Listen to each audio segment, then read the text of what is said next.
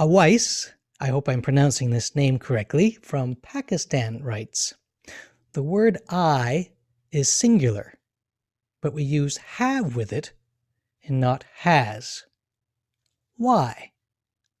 Hi, this is Thomas with Cozy Grammar, speaking to you from Marie's cozy beach cottage on the edge of Discovery Passage in beautiful British Columbia, Canada. This question from Awais in Pakistan is an excellent question because it shows us a mind at work, a mind trying to make connections. We know that the word I is singular, Awais observes, but often with singular nouns or pronouns we use has. Why do we use have with I? So there are actually two interconnected issues here. One is the question of singular versus plural, and one is what we call in grammar person. First person, second person, and third person.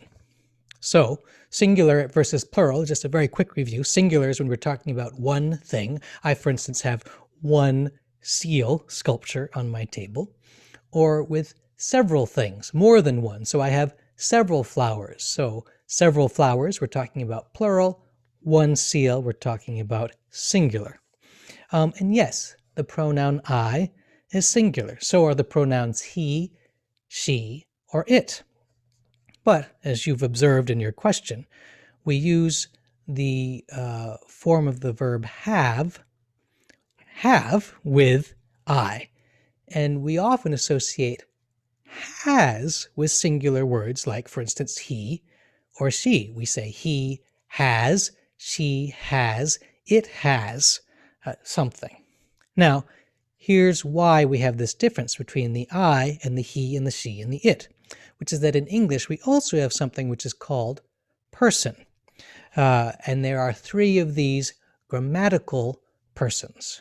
There is the first person, which is the subject, the I, that is doing something, or the speaker, we could say.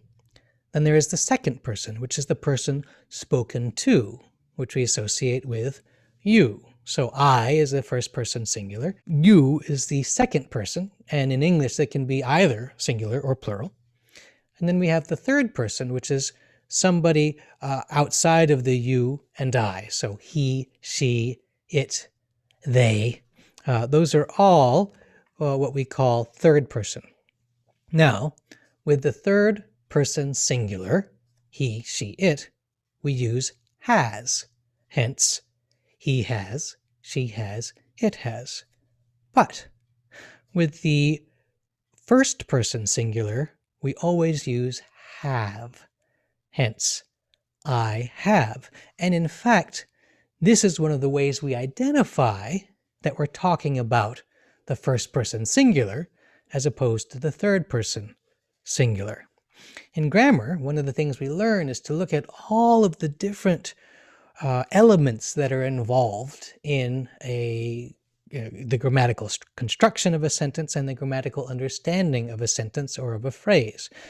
Now, of course, we could stop there, but because I'm also a poet and a student of philosophy, we could also explore how there is one more interesting level to this, which is that we could also think of I have being a subtle suggestion that even in our singularity, each of us contains, so to speak, many people.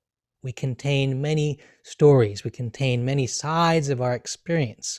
The poet Whitman, the North American poet Whitman, says somewhere, I contain multitudes.